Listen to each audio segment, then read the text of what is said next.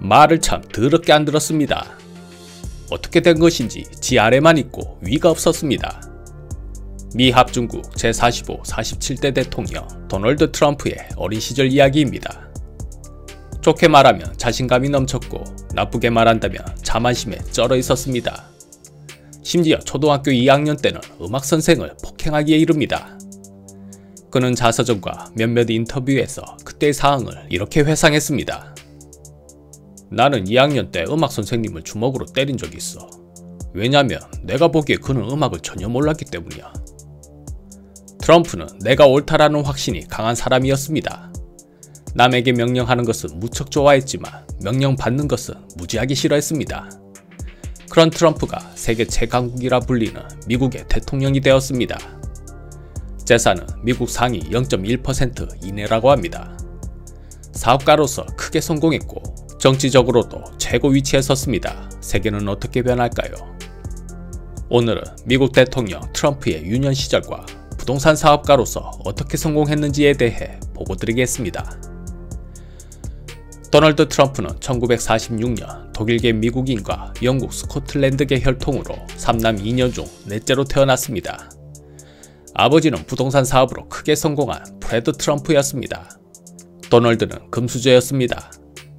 집은 부촌에 위치하였고 대저택이었습니다. 아버지는 독실한 루터교 신자로 매우 엄격했습니다. 아버지는 금수저가 아니었습니다. 12살부터 소년가장이 되어 온갖 고생을 다 해본 사람이었습니다. 안 해본 아르바이트가 없었고 자신이 한 만큼 가족이 행복할 수 있다는 인식을 가지고 있었기에 한순간도 게으를 수 없었습니다. 부지런한 데다 일머리도 좋았기에 조금씩 부자가 되었고 마침내는 부동산 업계의 큰 재벌이 되었습니다. 프레드는 자신의 성공을 자식들도 잘 배워 이어가길 바랐습니다. 주말이 되면 자녀들을 공사 현장으로 데리고 가 현장 체험을 시켰습니다. 자식들에게는 세상이 호락호락하지 않다는 것을 몸으로 체험하게 하였고 아주 엄격하게 대했습니다. 이 부분은 우리나라의 정주영 회장님이 떠오르네요. 이렇듯 자수성가한 부자들이 대체로 자식 교육에는 엄격한 것 같습니다.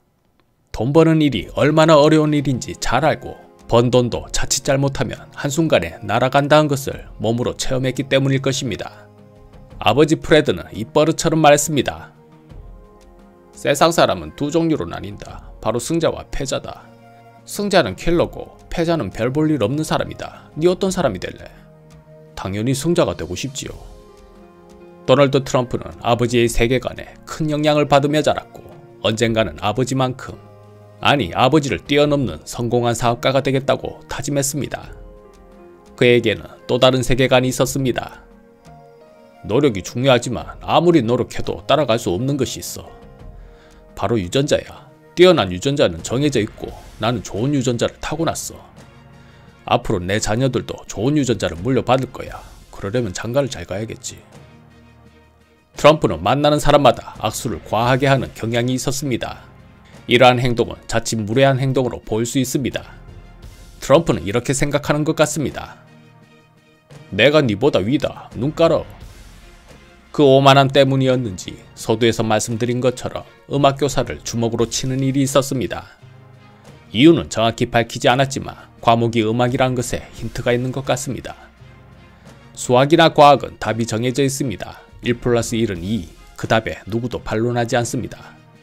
하지만 음악은 주관적인 해석이 많습니다. 그 과정에서 말싸움이 생겼고 급기야 주먹이 날아가지 않았을까 추측해봅니다. 이유가 어찌됐든 배우는 학생이 교사를 폭행했으니 결코 가벼운 일이 아니었습니다.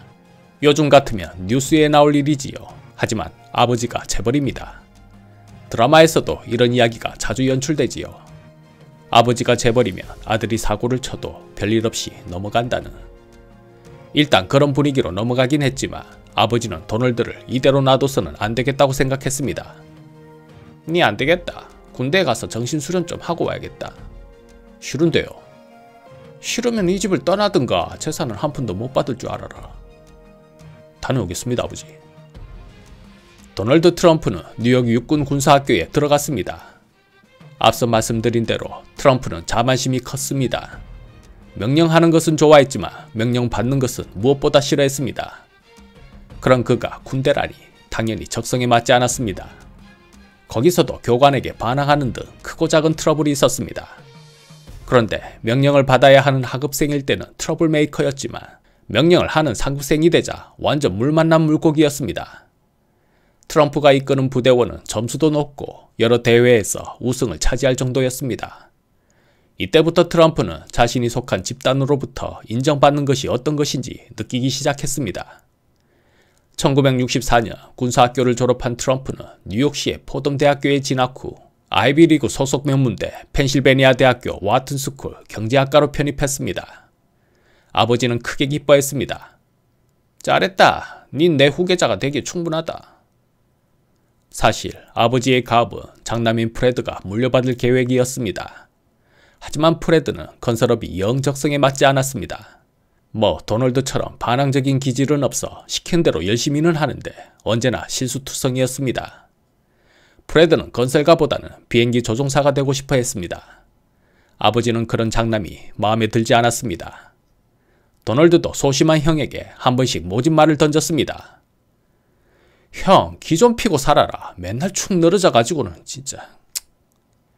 프레드는 아버지 백으로 부사장까지 올랐지만 도저히 적응하지 못하고 결국 회사를 나가버렸습니다. 그리고 그토록 꿈꾸었던 비행기 조종사가 되었습니다. 하지만 무엇 때문인지 알코올 중독자가 되어버렸고 결국 43세 이른 나이에 세상을 떠났습니다. 그 시기 트럼프는 과거 형에게 모진 말을 했던 것에 대한 죄책감으로 시달렸다고 합니다. 그리고 이런 다짐을 합니다. 형은 늘 그렇게 주눅들어 살았어. 그렇게 사니까 주위에서 무시하지. 난 절대로 주눅들어 살지 않을기야. 언제나 자신감 있게 당당하게 살기야. 술도 안 마시고. 이후 트럼프는 의도적으로 더 잘난 척, 더 자신감 있는 척 오버하는 행동들을 했습니다. 그렇다고 허세만 부린 것은 아니었습니다. 대학 시절 다른 친구들은 술이나 연애에 관심을 가질 때 트럼프는 부동산 공부를 열심히 하더니 교외에 빌라 단지를 리모델링하여 2배의 이익을 냈습니다.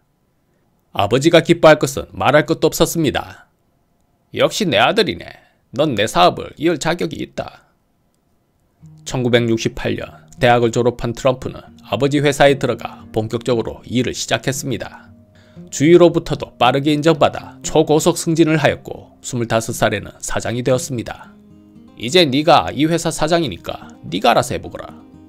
아버지, 저는 더 큰 물에서 더 큰 돈을 벌랍니다. 큰 돈은 큰 놈들에게 있는 거 아닙니까? 트럼프는 더 화려한 곳, 더 부자들을 동경했고 그런 사람들이 사는 뉴욕에서 사업을 하고 싶었습니다. 하지만 아무리 자신만만한 트럼프라 할지라도 타지를 홀로 돌파하는 것은 위험 부담이 너무 컸습니다. 이때 트럼프는 장자방 같은 사람을 얻게 되었는데 피도 눈물도 없는 냉혹한 변호사로 악명 높았던 로이 콘이라는 사람이었습니다. 로이 콘은 이렇게 충고했습니다. 일단 이름부터 알리십시오. 아무도 관심 없는 사람이 되느니 차라리 악명 높은 사람이 되십시오. 악명도 경쟁력입니다. 사업이 조금씩 자리 잡자 자신감이 생긴 트럼프는 아버지에게 뉴욕 사업에 몰빵하겠다고 선언했습니다. 아버지는 반대했습니다. 뉴욕은 겉보기만 화려했지 재정이 파산 직전이고 치안도 엉망이다.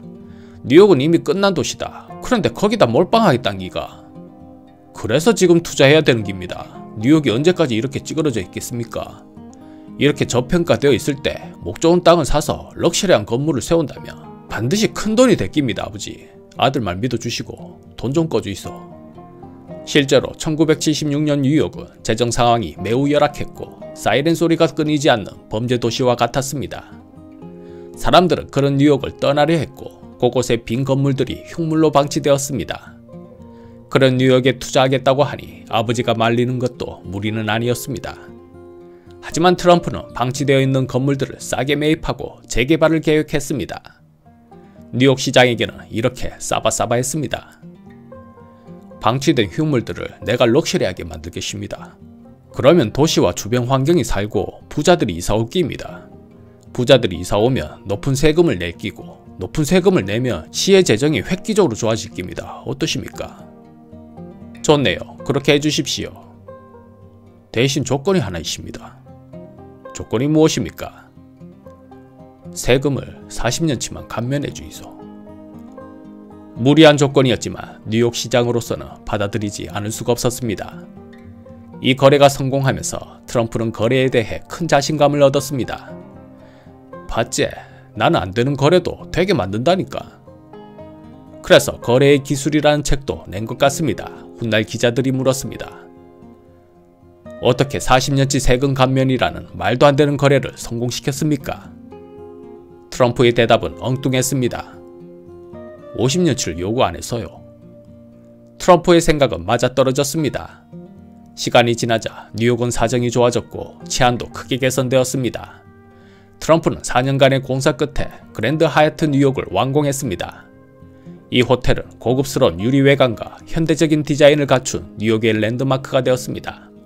특히 트럼프가 하얏트 호텔 그룹과 협력하여 완공한 첫 대형 프로젝트였기 때문에 그의 경력에서 중요한 이정표가 되었습니다. 트럼프는 멈추지 않았습니다. 더 큰 일을 하려면 더 유명해져야 돼. 내 이름에 초호화 건물을 지어야겠어. 위치는 맨하튼 5번가와 56번가 코너에 위치한 백화점 자리였습니다. 자신의 이름을 걸었던 만큼 트럼프는 이 사업에 사활을 걸었고 1983년 트럼프 타워가 완공되었습니다.